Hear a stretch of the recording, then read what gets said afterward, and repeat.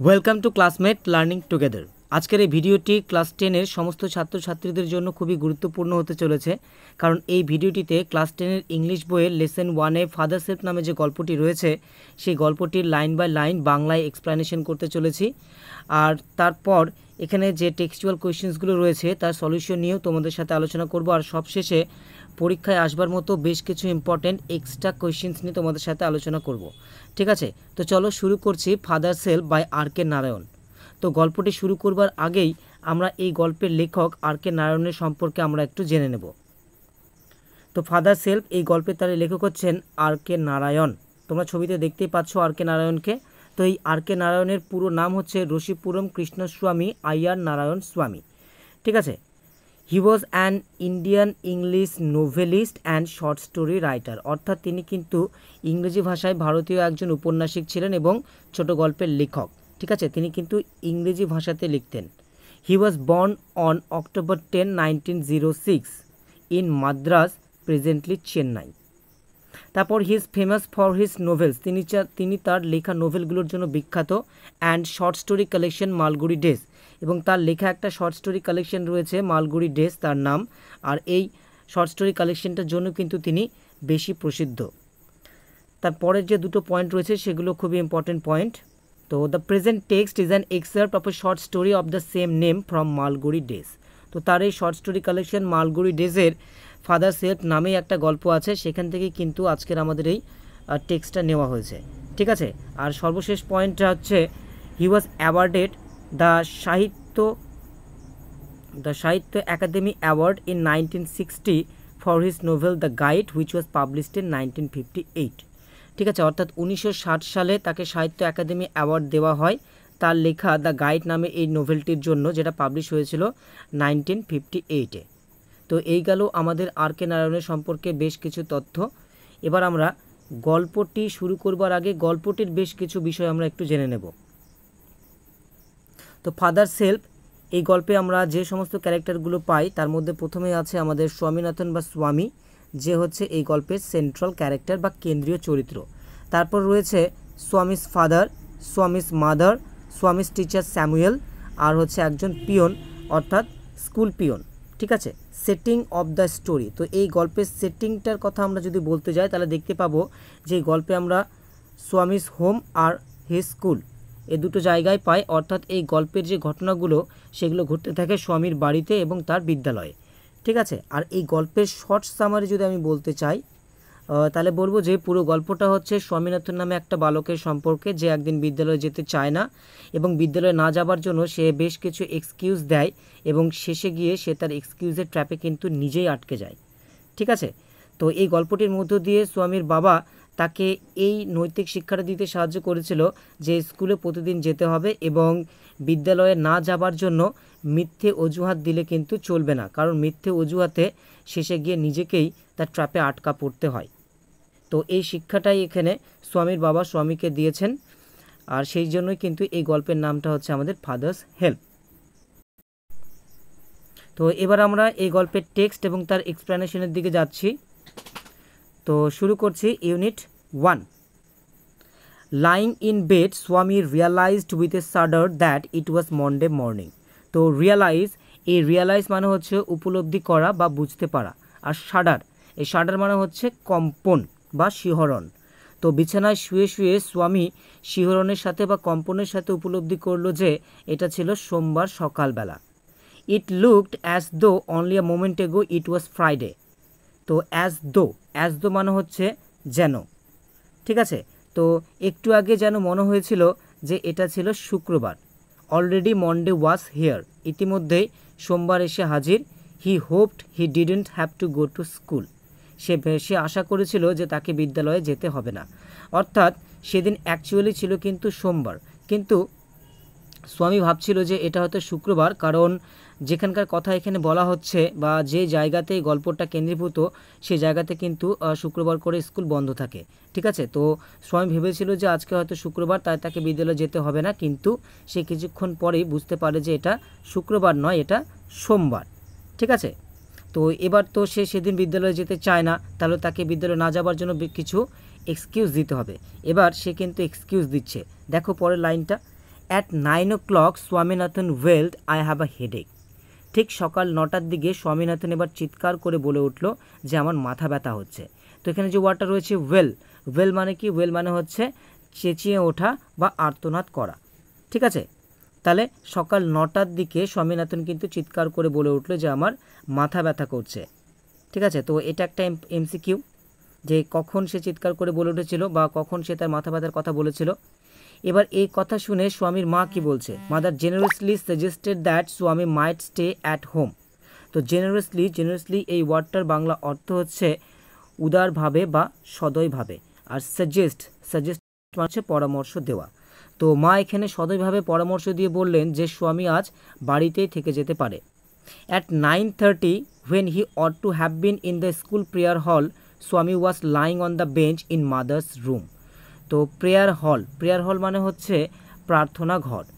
ঠিক আছে, তো সকাল 9:30টার দিকে যখন তার বিদ্যালয়ের প্রার্থনা সভায় বা প্রার্থনা ঘরে থাকা উচিত ছিল, ঠিক সেই সময় স্বামী কিন্তু তার মায়ের ঘরের বেঞ্চে শুয়েছিল।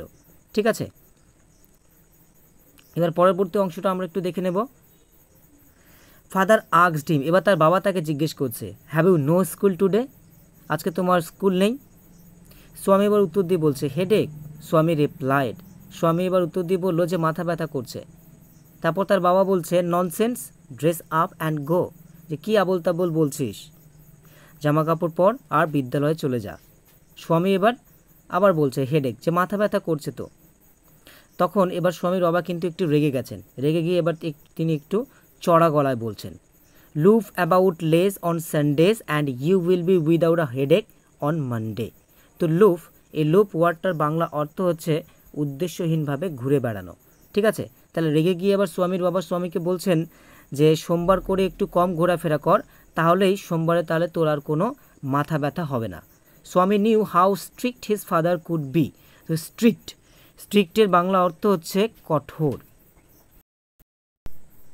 তো স্বামী জানতো যে তার বাবা কতটা কঠোর হতে পারে। So he changed his tactics মানে হচ্ছে কৌশল বা কর্মপন্থা। তো তাই এবার সে কিন্তু তার কৌশলটা পরিবর্তন করলো। এবার সে বলল যে I can't go so late to the class, আমি এত দেরি করে বিদ্যালয়ে যেতে পারবো না। এই কথা শুনে এবার তার বাবা বলছে ইউ উইল হ্যাভ টু, তোমাকে যেতেই হবে। ইটস ইয়োর ওন ফল্ট, এটা তোমার নিজের দোষ। তারপরে এবার স্বামী বলছে what will the teacher think if I go so late, যদি আমি এত দেরি করে বিদ্যালয়ে যাই তাহলে শিক্ষক মহাশয় কি ভাববেন? তো তারপর এবার স্বামীর বাবা বলছেন tell him you had a headache and so are late, তাকে গিয়ে বলবে যে তোমার মাথা ব্যথা হচ্ছিল আর সেই কারণে তোমার দেরি হয়ে গেছে। এবার এই কথা শুনে স্বামী বলছে he will scold me if I say so. তো স্কোল্ড মানে হচ্ছে তিরস্কার করা বা বকুনি দেওয়া। ঠিক আছে, তো এবার স্বামী বলছে যে আমি যদি সেটা বলি তাহলে তিনি আমাকে গালিগালাজ করবেন বা বকুনি দেবেন। এবার স্বামী বাবা বলছেন উইল হি, তাই নাকি, লেট আস সি, ঠিক আছে দেখা যাক। হোয়াট ইজ হিজ নেম, তার নাম কি? স্বামী বলছে স্যামুয়েল, তার নাম হচ্ছে স্যামুয়েল। এবার তার বাবা বলছে does he always scold the students, সে কি সবসময় ছাত্রছাত্রীদেরকে বকাবকি করেন? এবার স্বামী উত্তর দিয়ে বলছে এখানে অ্যাকচুয়ালি স্বামী স্যামুয়েল স্যারের সম্পর্কে যে তথ্যগুলো এখানে তার বাবাকে দিচ্ছে সেগুলো কিন্তু একেবারে পুরোপুরি মিথ্যা।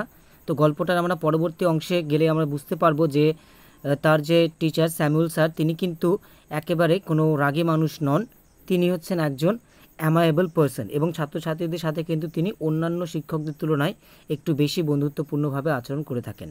তো এবার তার বিষয়ে এবার বানিয়ে স্বামীনাথন এক্সকিউজ দিয়ে তার বাবাকে বলছে যে he is a very angry man, তিনি হচ্ছেন একজন খুবই রাগী মানুষ। He is specially angry with boys who come in late, তো বিদ্যালয়ে যারা দেরি করে আসে বিশেষ করে তিনি কিন্তু তাদের উপরে রেগে থাকেন। I wouldn't like to go late to Samuel's class, তো আমি স্যামুয়েল স্যারের ক্লাসে দেরি করে যেতে পারবো না। এবার তার বাবা বলছে if he is so angry, যদি তিনি এতটাই রাগী হন, why not tell your headmaster about it, তাহলে তোমরা প্রধান শিক্ষক মহাশয়কে এই ব্যাপারে বলো না কেন? এবার স্বামী তখন আবার বলছে they say that even the headmaster is afraid of him. তো অ্যাফ্রেড মানে হচ্ছে ভীত বা ভয় পেয়ে আছে এমন। ঠিক আছে, আর এই অ্যাফ্রেড এই ওয়ার্ডটার পরে কিন্তু অ্যাপ্রোপ্রিয়েট প্রিপোজিশন হিসেবে সবসময় অফ ইউজ হয়। ঠিক আছে, তো তাহলে এটার মানে হচ্ছে যে তারা বলে যে এমনকি প্রধান শিক্ষক মহাশয়ও স্যামুয়েল স্যারকে দেখে ভয় পান। ঠিক আছে, তো এই গেল আমাদের ইউনিট 1-এর টেক্সট। তো ইউনিট 1টা পরে আমরা বুঝতে পারলাম যে এখানে স্বামী বিদ্যালয় কিন্তু সেদিন যেতে চাইছে না এবং বিদ্যালয়ে না যাবার জন্য সে কিন্তু তার বাবার কাছে একের পর এক এক্সকিউজ কিন্তু সে এখানে দিয়ে চলেছে। ঠিক আছে, তো টেক্সটের মধ্যে টেক্সট অনুযায়ী আমরা স্বামীর যে প্রথম এক্সকিউজটা পাই সেটা হচ্ছে যে তার মাথা ব্যথা ছিল, সেই জন্য সে বিদ্যালয়ে যাবে না। তারপরে সে যখন বুঝতে পারলো যে তার বাবা একজন স্ট্রিক্ট পারসন, তাকে সেদিন বিদ্যালয়ে পাঠাবেনি, তখন সে আরও একটা এক্সকিউজ দেয় যে সে এত দেরি করে বিদ্যালয়ে যেতে পারবে না। ঠিক আছে, তো এই গেল এই টেক্সটের ইউনিট 1-এ তার কিন্তু দুটো এক্সকিউজ সে দিয়েছিল। ঠিক আছে, তো এবার টেক্সচুয়াল যে কোয়েশ্চেন্সগুলো আছে সেগুলো আমরা একটু সলিউশন করব। তো প্রথমে দেখো, choose the correct alternative to complete the following sentences, অর্থাৎ এমসিকিউ। তো প্রথম কোয়েশ্চেন, উইথ এ শাডার স্বামী রিয়েলাইজ দ্যাট ইট ওয়াজ, কম্পনের সাথে স্বামী উপলব্ধি করলো যে এটা ছিল, কোন দিন ছিল সেটা বলতে হবে। ঠিক আছে, তো স্বামী রিয়েলাইজ করেছিল যে এটা ছিল অ্যাকচুয়ালি মানডে, তাহলে অপশন 4 এটাই হচ্ছে আমাদের এই প্রশ্নের সঠিক উত্তর। এবার পরের কোয়েশ্চেন বি, when স্বামী ought to have been in the school prayer hall he was lying on the, যখন স্বামীর বিদ্যালয়ের প্রার্থনা ঘরে থাকা উচিত ছিল তখন সে শুয়েছিল, কোথায় শুয়েছিল? একেবারে সঠিক উত্তর হচ্ছে আমাদের অপশন 1 বেঞ্চ, সে কিন্তু বেঞ্চের উপরে শুয়েছিল। ঠিক আছে, তারপরে কোয়েশ্চেন সি, অ্যাকর্ডিং টু স্বামীর মত অনুযায়ী Samuel is specially angry with boys who are, তো স্যামুয়েল স্যার বিশেষত সেই সমস্ত বালকদের উপর রেগে থাকেন যারা অ্যাবসেন্ট, লেট, ইনঅ্যাটেন্টিভ নাকি আনডিসিপ্লিনড। তো এখানে যেটা সঠিক উত্তর হবে সেটা হচ্ছে আমাদের অপশন 2 লেট। ঠিক আছে, যারা দেরি করে বিদ্যালয়ে আসতো তাদের উপরে কিন্তু স্যামুয়েল স্যার রেগে থাকতেন। এবার এখানে একটা চার্ট রয়েছে, feel in the chart with information from the text. তো কোয়েশ্চেন এ, টাইম হোয়েন স্বামী কমপ্লেন্ট অফ আ হেডেক, সেই সময়টার উল্লেখ করতে হবে যে সময়ে স্বামী তার মাথা ব্যথার কথা বলে অভিযোগ করেছিল। তো এই টাইমটা হচ্ছে আমাদের সকাল 9টা, অর্থাৎ 9 o'clock ইন দ্য মর্নিং কিংবা 9 AM লেখা যেতে পারে। ঠিক আছে, তারপরে question B, person who order Swami to dress up and go to school, সে ব্যক্তির নাম এখানে উল্লেখ করতে হবে যিনি স্বামীকে জামা কাপড় পরে বিদ্যালয়ে যাওয়ার আদেশ দিয়েছিলেন, আর এটা হচ্ছে তার বাবা, অর্থাৎ এখানে আনসারটা হবে ফাদার কিংবা স্বামীস ফাদার তোমরা লিখতে পারো। এবার question C, name of the teacher mentioned by Swami, তো স্বামীর দ্বারা উল্লিখিত সেই শিক্ষকের নামটা বলতে হবে। তো সেই শিক্ষকের নাম ছিল স্যামুয়েল। এবার state whether the following statements are true or false, provide sentences, phrases, words in support of your answers। তো এখানে ট্রু ফলসের কোয়েশ্চেন, সাপোর্টিং স্টেটমেন্ট দিতে হবে। তো ফার্স্ট কোয়েশ্চেন এ, স্বামী said that he had a headache, তো স্বামী বলেছিল যে তার মাথা ব্যথা করছিল। তো এটা তো তাহলে আমাদের একটা ট্রু স্টেটমেন্ট। ঠিক আছে, তাহলে এটা ট্রু হচ্ছে। আর এর সাপোর্টিং স্টেটমেন্ট হচ্ছে at 9 o'clock Swaminathan wealth I had a headache. এবার কোয়েশ্চেন বি, স্বামী was lying in his father's room, তো এই স্টেটমেন্টটা কিন্তু হচ্ছে আমাদের অ্যাকচুয়ালি ফলস, কারণ স্বামী কিন্তু তার মায়ের ঘরের বেঞ্চে শুয়েছিল। তাহলে সাপোর্টিং স্টেটমেন্ট হচ্ছে স্বামী was lying on the bench in mother's room. এবার question C, according to Swami the headmaster was not afraid of Samuel, এখানে নট বলা হয়েছে। তো স্বামীর মতামত অনুযায়ী প্রধান শিক্ষক মহাশয় স্যামুয়েল স্যারকে দেখে ভয় পান না। তো তাহলে এটা হচ্ছে আমাদের একটা কিন্তু ফলস স্টেটমেন্ট, কারণ এই গল্পের একেবারে শেষ সেন্টেন্স থেকে আমরা জানতে পারি যে স্বামী ওখানে বলেছিল যেমনকি হেডমাস্টারও নাকি স্যামুয়েল স্যারকে ভয় পান। তাহলে ওই শেষ সেন্টেন্সটাই কিন্তু হচ্ছে আমাদের supporting statement. They say that even the headmaster is afraid of him. তো এই গেল আমাদের টেক্সচুয়াল কোয়েশ্চেন আনসার। এবার আমরা বেশ কিছু এক্সট্রা কোয়েশ্চেন আনসার করব যেগুলো তোমাদের পরীক্ষার জন্য খুবই ইম্পর্টেন্ট। তো প্রথমে আমরা কয়েকটা এমসিকিউ সলভ করব। কোয়েশ্চেন 1, স্বামী থট দ্যাট ইট ওয়াজ, স্বামী ভেবেছিল যে এটা ছিল কোন দিন সেটা বলতে হবে। তো অ্যাকচুয়ালি স্বামীনাথন বুঝতে পেরেছিল যে অ্যাকচুয়ালি দিনটা ছিল সোমবার, কিন্তু সে ভাবছিল যে এটা হয়তো শুক্রবার। তাহলে এই প্রশ্নটি সঠিক উত্তর হচ্ছে আমাদের অপশন ডি, ফ্রাইডে। এবার question 2, Swaminathan complaint of a headache at, Swaminathan মাথা ব্যথার অভিযোগ করেছিল কখন সেটা আমাদেরকে বলতে হবে। আর স্বামীনাথন মাথা ব্যথার অভিযোগ করেছিল সকাল 9টার দিকে, অর্থাৎ এখানে অপশনগুলি অনুযায়ী সঠিক উত্তর হচ্ছে আমাদের অপশন এ, 9 AM। এবার question 3, who suggested that Swami might stay at home, কে পরামর্শ দিয়ে বলেছিল যে স্বামী বাড়িতে থেকে যেতে পারে। তো এটা খুবই সহজ একটা প্রশ্ন, আর এর সঠিক উত্তর হচ্ছে আমাদের অপশন বি, হিজ মাদার। এবার question 4, Swami ought to have been in the school prayer hall at, স্বামীনাথনের ঠিক কটার মধ্যে বিদ্যালয়ের প্রার্থনা ঘরে থাকা উচিত ছিল? তো এটা আমরা জানি যে এটা সকাল 9:30টার মধ্যে, তাহলে প্রশ্নটির সঠিক উত্তর হচ্ছে আমাদের অপশন বি, 9:30 AM। এবার কোয়েশ্চেন 5, স্বামী নিউ দ্যাট হিজ ফাদার ওয়াজ, স্বামী জানতো যে তার বাবা ছিলেন জেন্টল, অ্যামায়েবল, স্ট্রিক্ট নাকি জলি? তো স্বামীনাথন জানতেন যে তার বাবা ছিলেন একজন স্ট্রিক্ট পারসন, তাহলে option C, strict is the right answer of the question. এবার কোয়েশ্চেন নাম্বার 6, স্বামীর second plan to stay away from school was that, তো বিদ্যালয়ে না যাবার জন্য স্বামীর দ্বিতীয় পরিকল্পনাটা কী ছিল সেইটা আমাদেরকে এখান থেকে বলতে হবে। অপশনগুলো দেখে নেব। অপশন এতে রয়েছে he could not wear the old and torn school uniform, যে সে পুরনো এবং ছেড়ে যাওয়া বিদ্যালয়ের ইউনিফর্ম পরতে পারবে না। অপশন বিতে রয়েছে হি হ্যাড আ হেডেক, তার মাথা ব্যথা করছিল। অপশন সিতে রয়েছে he had a severe stomach pain, যে তার খুবই পেটের যন্ত্রণা ছিল। আর অপশন ডিতে রয়েছে he could not go to school so late, সে বিদ্যালয়ে দেরি করে যেতে পারবে না। তো এখানে স্বামীর যে সেকেন্ড প্ল্যানটা ছিল সেটা হচ্ছে আমাদের option D, he could not go to school so late. এবার question 7, the name of the teacher mentioned in the text is, তো এই গল্পে উল্লিখিত শিক্ষক মহাশয়ের নাম কি সেটা আমাদেরকে বলতে হবে, আর সেই শিক্ষক মহাশয়ের নাম ছিল কিন্তু স্যামুয়েল, তাহলে option B, Samuel is the right answer. এবার question 8, Samuel got very angry with the students, তো স্যামুয়েল স্যার খুবই রেগে যেতেন সেই সমস্ত ছাত্রছাত্রীদের ওপর যারা দেরি করে আসতো, তাহলে এখানে যে অপশনটা সঠিক উত্তর হবে সেটা হচ্ছে আমাদের option A, who were late. এবার fill in the blanks with information from the text. Question 1, Swami hoped that, Swami আশা করেছিল যে he did not have to go to school, যে তাকে সেদিন বিদ্যালয়ে যেতে হবে না।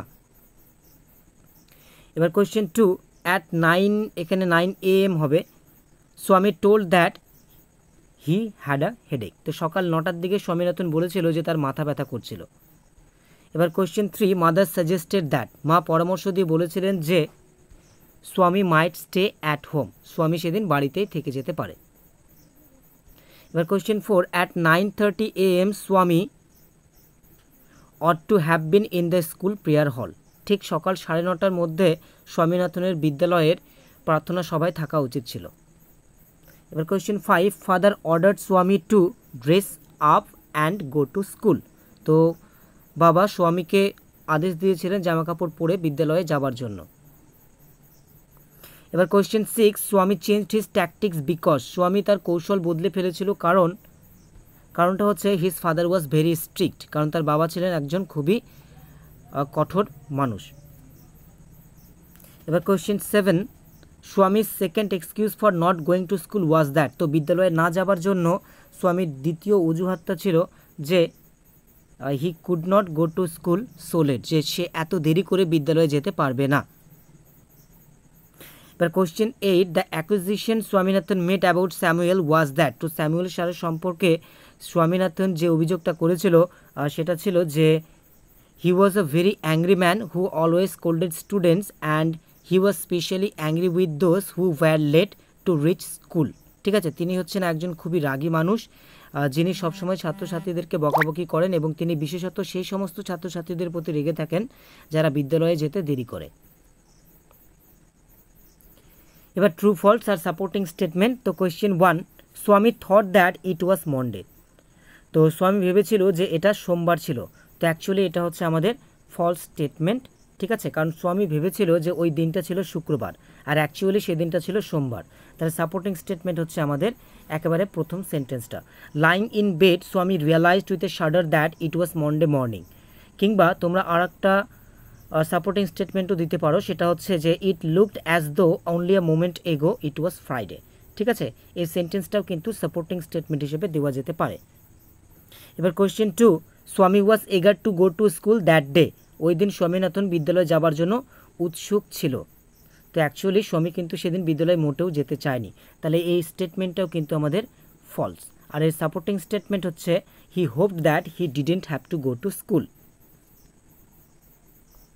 এবার question 3, Swami complaint of high fever and headache, তো স্বামী খুব জ্বর আর মাথা ব্যথার অভিযোগ করেছিল। এই স্টেটমেন্টটাও কিন্তু আমাদের ফলস, কারণ স্বামীনাথন হেডেকের কিন্তু অভিযোগ করেছিল, কিন্তু হাই ফিভারের কোনো কথাই সে বলেনি। ঠিক আছে, আর এর সাপোর্টিং স্টেটমেন্ট হচ্ছে at 9 o'clock Swaminathan wailed I have a headache. এবার question 4, mother wanted Swami to stay at home. তো মা চাইছিল যে স্বামী সেদিন বাড়িতেই থেকে যাক। তাহলে এটা হচ্ছে আমাদের একটা ট্রু স্টেটমেন্ট। আর এর সাপোর্টিং স্টেটমেন্ট হচ্ছে mother generously suggested that Swami might stay at home. এবার question 5, Swami's father was very strict. তো স্বামীর বাবা খুবই কঠোর ছিলেন। তো এটা হচ্ছে আমাদের একটা ট্রু স্টেটমেন্ট। আর এর সাপোর্টিং স্টেটমেন্ট হচ্ছে Swami knew how strict his father could be. এবার question 6, according to Swami Samuel was angry specially with those students who did not do their homework. তো এই স্টেটমেন্টটা কিন্তু আমাদের ফলস স্টেটমেন্ট।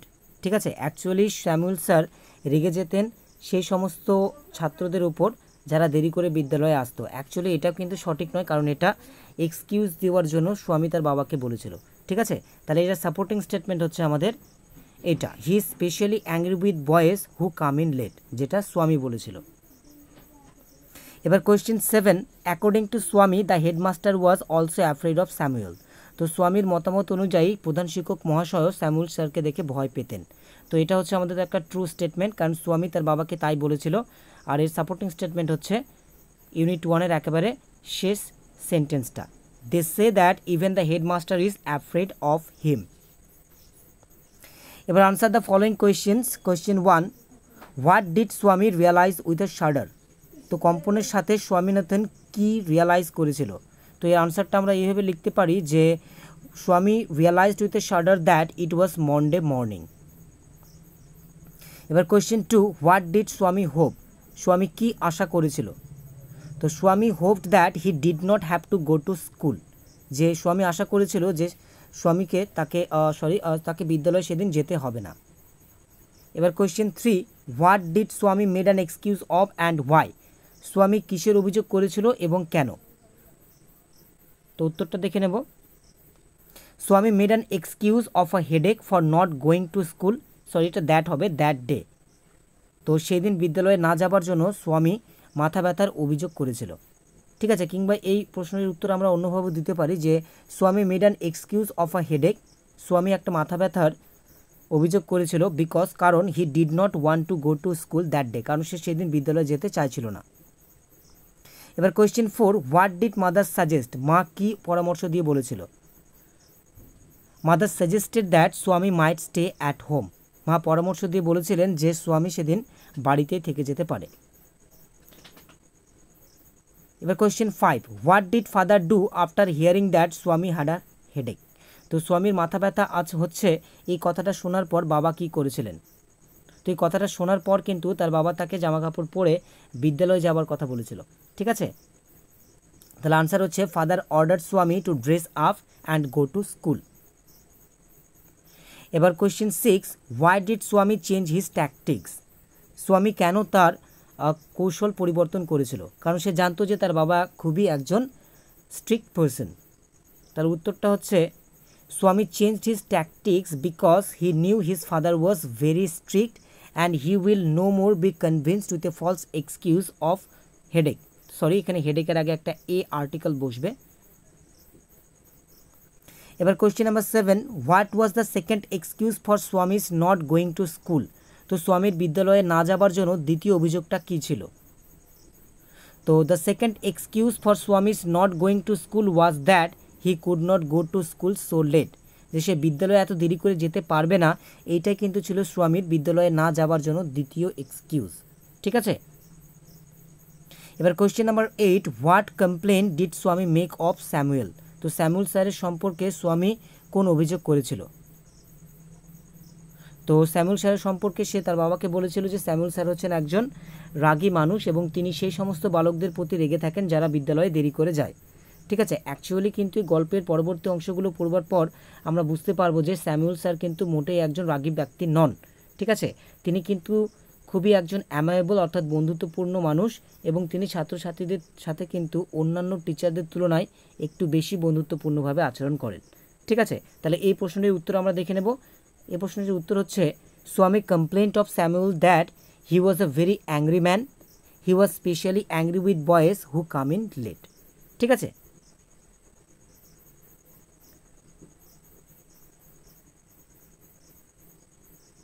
তো এর সাথে সাথে আমাদের ভিডিওটি শেষ হলো। তো ভিডিওটি ভালো লাগলে তোমরা অবশ্যই লাইক করো, কমেন্ট করো, শেয়ার করো, আর এই রকমের ভিডিও পাওয়ার জন্য তোমরা চ্যানেলটিকে অবশ্যই সাবস্ক্রাইব করো। And thanks for watching this video.